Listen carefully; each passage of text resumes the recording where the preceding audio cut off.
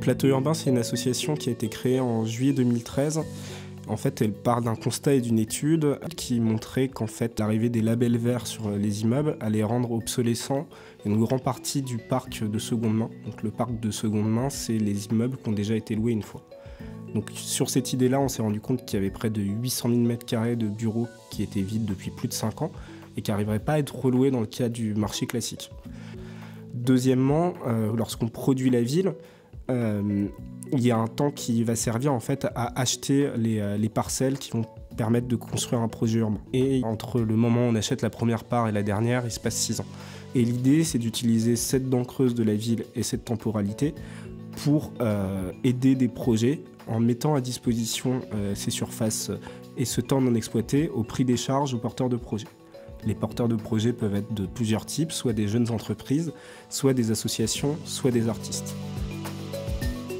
Plateau Urbain répond à 3 problématiques qui sont présentes en Île-de-France. La problématique de résorber la vacance en Île-de-France, de servir la création d'entreprises, et la dernière, c'est de revoir la manière de programmer la ville pour faire quelque chose de plus dynamique, plus proche des habitants. C'est pour ça qu'on a trouvé une solution web qui est en train d'être développée. C'est une plateforme qui permet de faire des appels à candidature sur les surfaces vacantes, qui va permettre en fait de faire remonter les besoins des porteurs de projets en Île-de-France, mais aussi les besoins des porteurs de projets du territoire spécifique. Alors les difficultés auxquelles on a été confrontés, c'est les mentalités des propriétaires qui, pour l'instant, ont surtout très peur que les gens ne partent pas des immeubles et que du coup l'occupation qui devait être temporaire devienne pérenne. Deuxièmement, on ne labellise pas les bâtiments qui ont été utilisés, qui ont pu être remplis par Plateau Urbain. Donc en termes d'image de marque et de communication, on n'est pas rattaché à des lieux. Donc du coup, c'est aussi difficile pour nous de communiquer parce qu'on ne peut pas dire qu'il y a 4 lieux Plateau Urbain qui ont ouvert. On ne s'approprie pas les idées des autres. Nous, c'est juste le concept de mettre à disposition au prix des charges et on laisse les porteurs de projets exprimer leurs idées et leurs attentes. La satisfaction que j'en ai tirée, c'est d'être toujours à la rencontre de publics différents. C'est-à-dire que le matin, je peux être en costume en train de discuter avec des personnes qui sont de l'immobilier et parler un langage très technique. Et l'après-midi, je peux être avec une bande de graffeurs pour faire des fresques. Et du coup, c'est vraiment ça qui me plaît dans ce projet.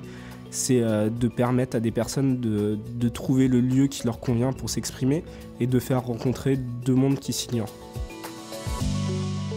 Le choix de l'ESS, et en particulier de la forme associative, c'était pour surtout donner confiance aux porteurs de projets.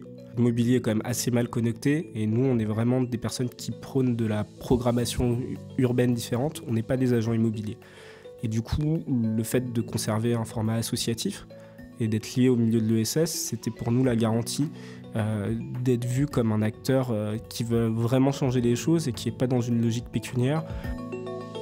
La principale aide qui nous a permis de tout lancer, c'est le concours Créarif de la région Île-de-France, qui nous a permis que la Fondation Massif s'intéresse à Plateau Urbain et nous donne une subvention qui nous permet de développer la plateforme web qui va sortir à la fin de l'année.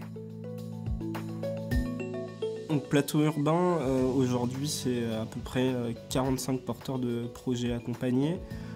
C'est un peu plus de 8 bâtiments qui ont été exploités en occupation temporaire. Aujourd'hui, on travaille sur un très gros projet qui est l'hôpital Saint-Vincent-de-Paul dans le 14e. On est en partenariat avec l'association Aurore pour leur permettre de remplir les bâtiments avec des activités qui soient compatibles avec l'hébergement d'urgence.